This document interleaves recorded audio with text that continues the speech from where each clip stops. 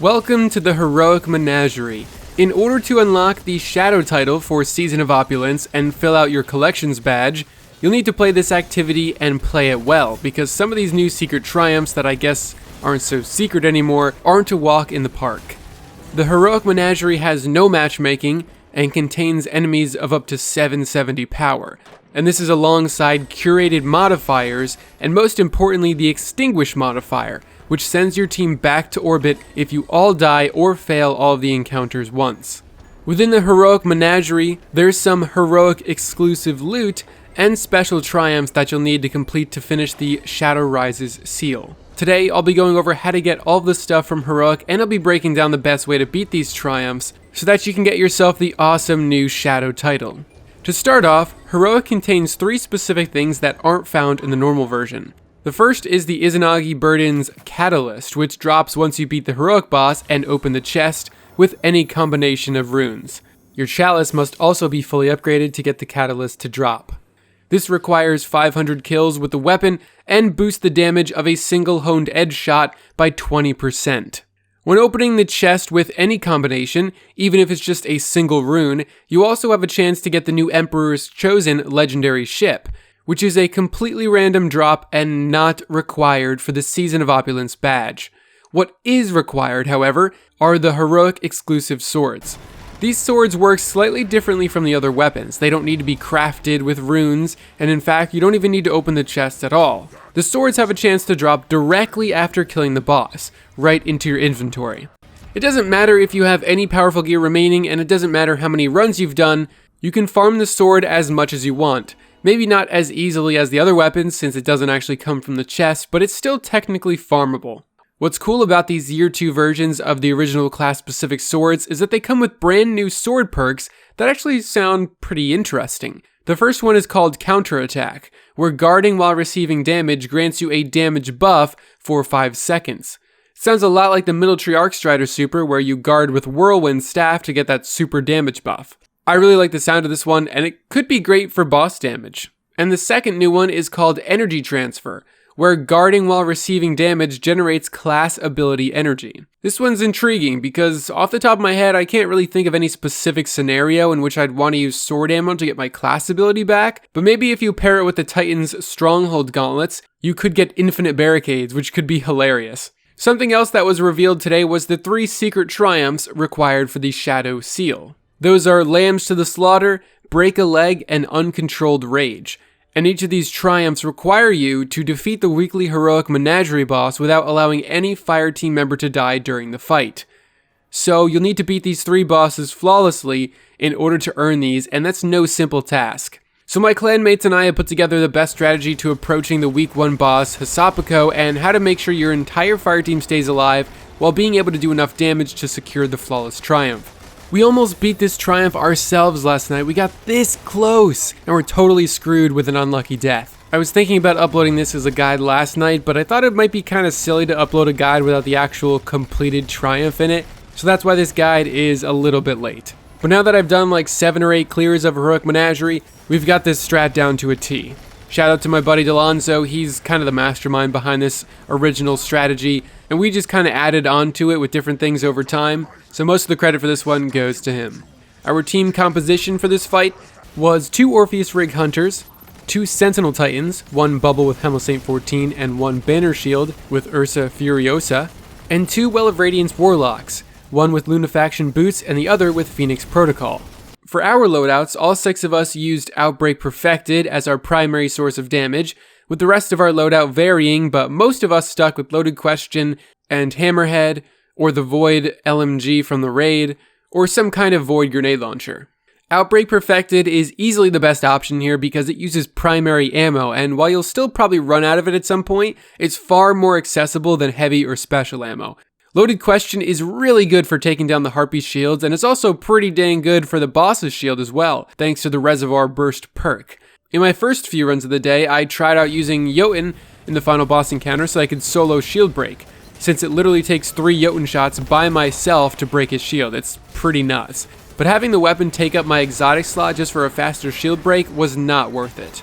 It's also probably better to use LMGs instead of grenade launchers during this encounter because there are just too many ways you can kill yourself with those.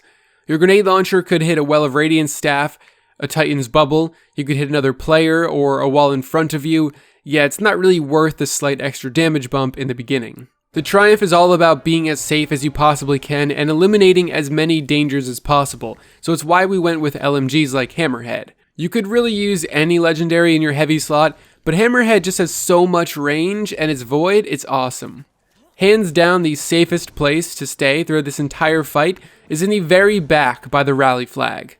This is pretty much the best place for surviving and doing damage from, so get comfortable here. The entire goal of this setup is to be as safe as possible and stay as far away as possible while team shooting everything and chaining supers. Because you'll all be in the same place for most of this fight, every super that's popped here will generate orbs and the next person can easily scoop those up without having to move very far. Once you begin the encounter, have one of the Warlocks place a Well of Radiance directly in front of the rally flag. The Banner Shield Titan can pop his super and guard all other players at the top, which is something we decided to add to be extra safe since the boss and a few enemies can gun you down in your well even at 750 power. We unfortunately found this out the hard way. The Harpies should spawn in alone at first and you should communicate which one you want to take down. You only really need one, so focus on that one, then send one of your Warlocks and 1 or 2 or 3 other people down. The Warlock's going to place their well on top of the Harpy's buff spot, and then you should all break his shield with Loaded Question. Around the time that you're going to be doing the shield break, a bunch of Vex goblins are going to come strolling out and the hunter should tether them when they reach the boss. The players standing in the back who don't go down to do the shield break can help take out the enemies when they're tethered and protect their teammates below, who will rejoin the group after the shield is broken. You should call out where the team should rotate to just in case people are focused on doing damage. You only have a short window of time before you have to rotate, so don't try and push your luck, just be safe. Every time you rotate, you can put down a rift or a barricade to make sure you don't have to reload, since you really want that optimal damage and not have to do 30 damage phases. Be careful not to run into walls as they're passing you either. If you're too hasty, you could end up walking right into one, so try and avoid making silly mistakes like getting hit by the walls. For the first couple damage phases, you can have the team split up, where some people run left while others run right to avoid running into each other, but that one's up to you. If there's not a Well of Radiance in the middle, make sure to put one down as you pretty much always want one active at all times. You should repeat exactly what you just did now, having the one Titan pop his banner while the others take down the 3 Harpies.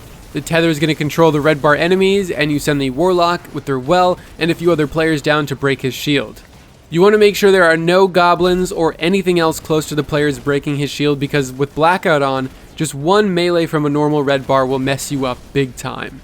If your Banner Shield Titan still has their shield up, it's super helpful for them to jump down with the Warlock and guard the players while they break the shield, since this is one of the most dangerous parts.